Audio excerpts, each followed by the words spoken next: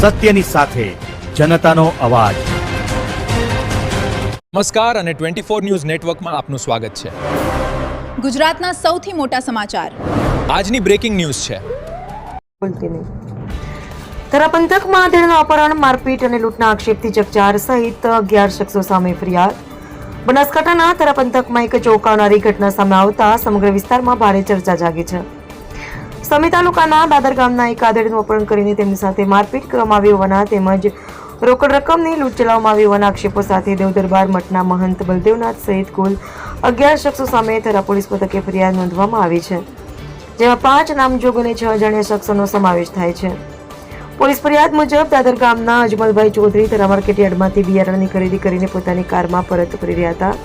તે દરમિયાન દિયોદર નાળા નજીક 2 બાઇક અને એક કારમાં આવતા શખ્સોએ તેમની ગાડીને આંતરી હતી। ગાડીના હપ્તા બાકી હોવાનું કારણ આગળ ધરીને તેમની કારની ચાવી ખેંચી લેવામાં આવી હતી। ત્યારબાદ રિવોલ્વર અને છરી જેવા હથિયારોની અણીએ તેમનું અપહરણ કરવામાં આવ્યું હોવાનો આક્ષેપ ફરિયાદમાં કરવામાં આવ્યો છે। ફરિયાદમાં જણાવ્યા મુજબ અપહરણ બાદ પીડિતને એક સ્થળે લઈ જઈ ગોળી રાખવામાં આવ્યા હતા અને ઓકી સહિતના સાધનોથી બેરહેમીપૂર્વક માર મારવામાં આવ્યો હતો। આ ઉપરાંત આશરે 15,000 રૂપિયાની રોકડ રકમ પણ છીનવી લેવામાં આવી હોવાનો આક્ષેપ કરવામાં આવ્યો છે।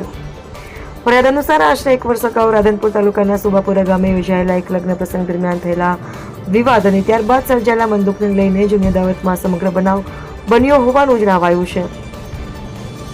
પીડિત અજમલભાઈએ પણ તે સમયે આપેલા નિવેદનના કારણે તેમની સામે કૃત્ય કરવામાં આવ્યું હોવાનો દાવો કરવામાં આવ્યો છે। ઘટનાની જાણ થતાં પીડિતાના પુત્રે તાત્કાલિક 112 હેલ્પલાઇન પર પોલીસને જાણ કરી હતી। ત્યારબાદ પીડિતનો છુટકારો થયો હોવાનું સામે આવ્યું છે। જોકે પીડિત પક્ષનો આક્ષેપ છે કે ઘટના 11 જુલાઈ બની હોવા છતાં પોલીસ દ્વારા 4 દિવસ સુધી ફરિયાદ લેવામાં આવી ન હતી અને આખરે 16 જુલાઈએ ફરિયાદ નોંધવામાં આવી હતી। મોટા જોરાવરપુરા ગામના સરપંચ માનસીભાઈ નરસિંહભાઈ ચૌધરીએ પણ સમગ્ર મામલે ઉચ્ચ અધિકારીઓ સમક્ષ રજૂઆત કરવા છતાં ફરિયાદ નોંધવામાં વિલંબ થયો હોવાનો આક્ષેપ કર્યો છે। આ ઘટનાને પગલે સમાજના આગેવાનોએ પણ ભારે રોષ જોવા મળી રહ્યો છે અને આરોપીઓ સામે કડક કાર્યવાહી કરવાની માંગ ઉઠી છે। હાલ થરા પોલીસે ફરિયાદના આધારે ગુનો નોંધી વધુ તપાસ હાથ ધરી છે। સમગ્ર ઘટનાની સત્યતા પોલીસ તપાસ બાદ જ સ્પષ્ટ થશે। રિપોર્ટર ભગીરથસિંહ જાડેજા, સાંતલપુર।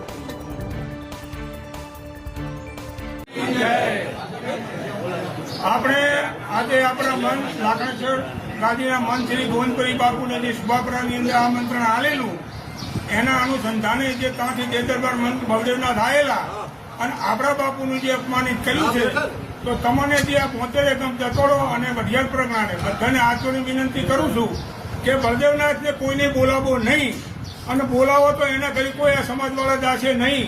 એને આપણા ગુરુનું અપમાન કર્યું છે એનું એ ઓગળો અપમાન કરશે, તમને કહું બરોબર। એટલે આટલી મારી વાત કરી વિનંતી કરું છું, કોઈ ના બોલાવશું અને આ પાપી માણસ છે। અને રણછોડભાઈને પણ કહું છું, રણછોડભાઈએ જે બાપુનું અપમાન કર્યું રણછોડભાઈને માફી માંગવી પડે અને રણછોડભાઈને સમાજવાળાને બાપુને જોડે માફી માંગવી પડે। બાપુ મારી ભૂલ થઈ છે એના અનુસંધાને રણછોડને પણ કહું છું તો અહીં માફી માંગીએ છીએ, તારું શું થાય છે તને ખબર નહીં હોય। હવે તમારો દીકરો વિનોદ તમારે શું થાય? દીકરો થાય એને 112માં ગાંધીનગર ફોન કર્યો હતો કે મારા બાપાને કિડનેપ કરીને દેવદરબાર ગાંધી મઠમાં લઈ ગયા। તમે કિડનેપ કરીને લાયા છે? ના ના, અમે બાપુએ મને કીધું મેં કે દેવદરબાર કે બાપુ ભૂલ કરી તમે હેડો બાપુ બરોબર અને હું અહીંયા તમારી રીતે આવ્યા છો? હા હા ભાઈ લાયા મને મારી રીતે લઈ આવ્યા અને બાપુએ કદાચ મેં માફી માંગી હતી, મારી ભૂલ થયેલી છે। હા મને બે આવ્યા કે તમે હેડો ને હેડો ના ના પ્રેમથી આવ્યો અને તમને આડાવડું બોલ્યા નથી ને?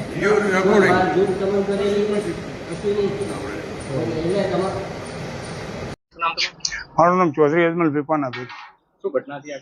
આખી સાહેબ, હું દાદર ગામથી મડલા ગામે બેસણા માટે ગયેલો અને ત્યાંથી મારા છોકરાનો ફોન આવેલો અને એ ફોન લઈને અરે ભાઈ ફોન આવેલો બીજવારો લેતા આવજો, એટલે વરસાદ થયેલો તો હું બીજવારો બિયારણ લેવા માટે થરા ગામે આવેલો અને થરા હું ગયેલો તો ત્યાં આગળ હું બીજવારો લઈને નીકળેલો। મારી પાસે પૈસા હતા 15,000 રૂપિયા જેવું અંદાજે, મેં બિયારણ લઈને નીકળેલો એટલે મારી પાસે આ લોકો 15-20 જણા દિયોદર નાળા કાને મને રોકેલો અને દિયોદર નાળે મને કોઈ ઘેરાવો કરી અને મારી ગાડી પડાવીને અહીંયા રાતે ચલાવીને મને લઈ ગયેલા અને દેવદરબાર મંતે ત્યાં જઈને મને બાંધીને માર માર્યો, એમની જાતે માર્યો છે મને અને મારી પાસેથી જે લીધી લૂંટ બૂટ બધું લઈ લીધેલું છે 15,000 રૂપિયા મારી પાસેથી અને બીજું કે મને કે હજુ તને મારી નાખી તો કોઈને ફરિયાદ કે ફાંડું કહી દો તને પણ હજુ મારી નાખવામાં આવશે કે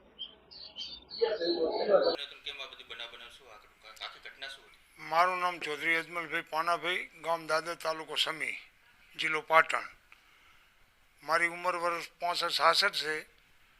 હું ખેતી કામ કરતો છું અને ખેતી ધરાવતો માણસ છું.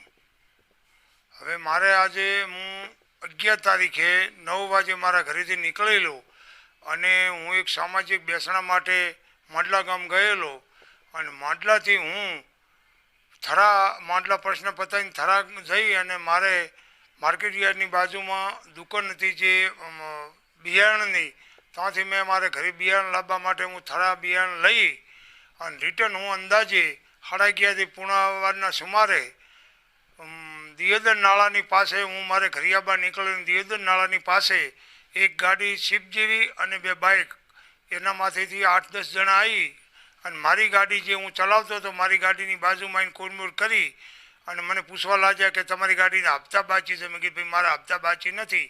તો કે કાસ ઉતારતી. મેં કાસ ઉતારે ઝડપ મારીને એક જણે ચાવી કાઢી લીધી અને મને શરીર બધું ભીડાઈને મને કે તને લઈ જવાનો છે, અમને દેવ દરબાર મંતે બળદેવનાથે લેવા મેલેલો છે, તને અમે 1 વર્ષથી આ ગોતી રહ્યા છો, તું દેવ દરબાર મંતને જે તે બોલેલો છે એના માટે અમે તને ઉપાડવા માટે આવ્યા છો.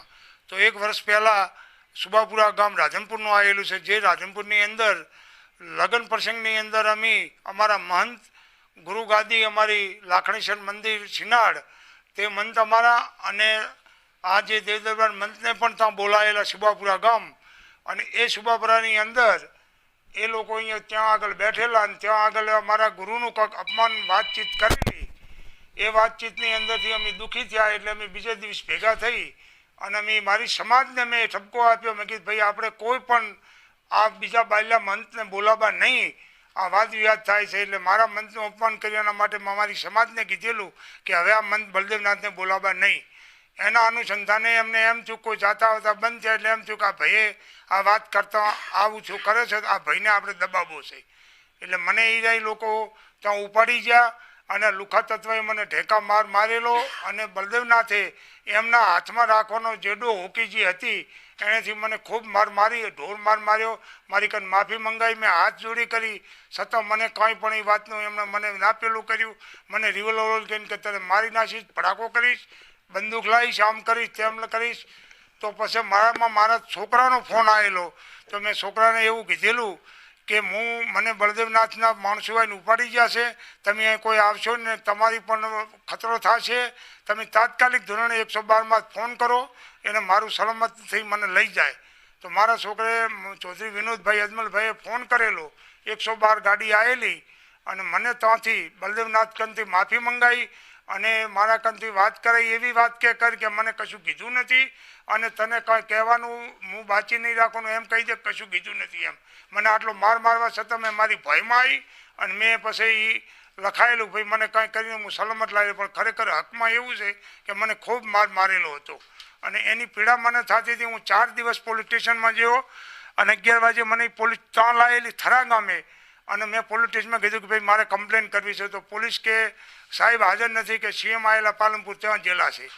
તો સાહેબ કે તમારે 11 વાગે હશે. મેં રાતના 11 વાગે મેં ફરિયાદ નોંધવા માટે જેલા. તો ફરિયાદ નોંધવા માટે સાહેબ કે અત્યારે નહીં લેવાય ફરિયાદ કે. અને તો મેં કીધું સાહેબ ગમે તેમ કરો મારી ફરિયાદ લો, હું દુઃખી છું જબરદસ્ત. તો એમના જે કોન્સ્ટેબલ હતો એને કીધું કે ભાઈ અરજી લઈ લે. તો પછી અમારી અરજી એણે લીધી. બીજે દિવસે રવિવાર હતો કે આજ ના આવતા સોમવારે આવજો. તો મારો ભાઈ મારો ભાણો અમે દરેક ત્યાં આગેવાનો જેલા અને ત્યાં આગળ જઈ અને અમે ફરિયાદ નોંધાવા ઓલી ભાઈ કીધું કે અમારી તપાસ કરી. હા, વાળગૌથી મને વર્ષ પહેલાં 1 દકન 2 વખત મને ધમધમકી આપી હતી કે તારે રહેવું એમ રહેજે, અમારે તને ઉપાડી જવાનું છે. પણ મેં કીધું મેં એવો તમારો ગુનો કાંઈ નથી કે શા માટે ઉપાડી જવો છે. મને ગાડી સાહેબ જ્યારે રોકી ત્યારે એ લોકો માંથી 8-10 જણા ઉતરેલા અને મને કોઈનું સરિયાનું ને એવું ભીડાવીને બીક મારી દે. હું ભયથી એમણે મને ઉપાડીને પાછળ મેલ્યો. મારી ગાડીની ચાવી એમણે ભરાવીને ચાલુ કરીને મારી ગાડી મને ત્યાં લઈ ગયેલા. અમારી ફરિયાદ લેવાનું કોઈ રાજકીય દબાણ હોય તો જ ના લેતા હોય, નકશા માટે લેતા હોય. હાલ ફરિયાદ લેવડી છે સાહેબ. આજને 16 તારીખે ફરિયાદ લેવરાણી. હાલ જે ફરિયાદ છે મહંત જે આપણે છે બળવંતનાથ છે તેમાં સામે કોઈ ફરિયાદમાં તમારો આક્ષેપ છે કે હા, બળદેવનાથનો આક્ષેપ છે. બળદેવનાથે મને માર્યો છે, મને પીડા કરી છે. મેં બળદેવનાથે જ આક્ષેપ કર્યો છે. બળદેવનાથ મુદ્દાનો ધણી છે. આમની સામે કેવી કાર્યવાહીની માંગ છે? આમની સાથે મને પૂરો ન્યાય મળે, એમને સજા થાય, એમના જે ફોલ્ટરિયા છે એમને પણ વરઘોડો નીકળે, એમને પણ પૂરી પોલીસ એને મારે અને એને જેલમાં પૂરી અને એનો પૂરો સત્યમાં ન્યાય મળે એવો મારી માગ છે. તમને ન્યાય નહીં મળે તો આગળની આગામી રણનીતિ મને ન્યાય નહીં મળે તો હું આગળ જઈશ, કોર્ટમાં જઈશ, ગમે ત્યાં જઈશ, પણ હું મારો ન્યાય લીધા વગર છોડવાનો નથી.